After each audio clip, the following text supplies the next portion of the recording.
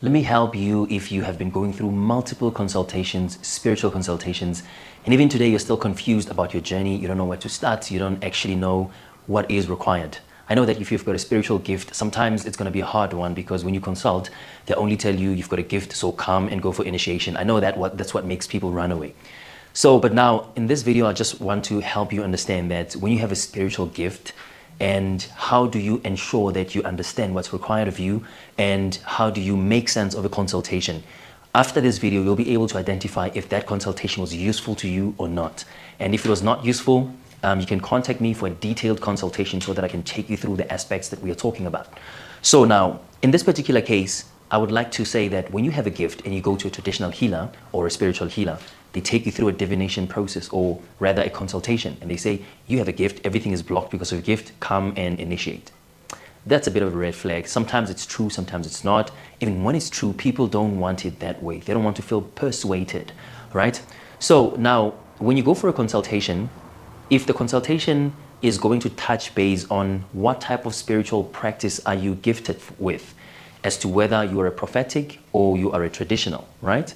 And from these, if your diviner is able to also break it down as to whether it comes from your mother's family side or your father's family side. On top of that, they still need to be able to make you understand that as it comes to you, which one is the most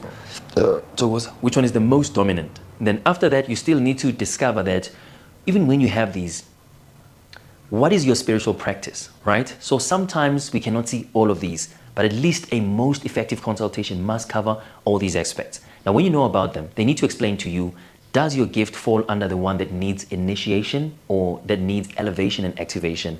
I just created these English terms for people to understand, but upagamisa, So the one that needs proper initiation, ubongoma, it's because you've got ancestors who want you to go through that process. But once you have royal ancestors who cannot go through that process, they've already been through the process, or you've already been through the process. Now you need to go for le iamakosi, which is for royal ancestral, royal bloodline. So this one needs elevation and activation. So it may contain a duration where you are reminded or taught the basics, and the other one has a full-on intense training. So now, when you are able to discover all of these aspects in a consultation, then from here, I want to locate a healer who's going to help me with initiation or who's going to help me with elevation and activation. And after that, that I'm taking a gift which comes from my mother's side or my father's side. Then you'll be able to do some research, find out what type of healers were there, what kind of problems and curses they have inherited over time and passed down to you, so that you can have a clear picture of what are you taking and how you are going to practice in your spiritual practice. So again, you still need to understand the tools and the types of spiritual modalities they've been using, because we've got other healers who use divination tools and other healers who use intuition instead. So you need to understand that. Once you've pieced everything together, then you will be able to take a step. So with that being said, there's two types of trainings. There's one with a mentor, there's one with a spiritual initiator, ukobela. A mentor will take those bamakosi and assist them over a short period of time. It's just to instill basic knowledge and take them through the basic processes.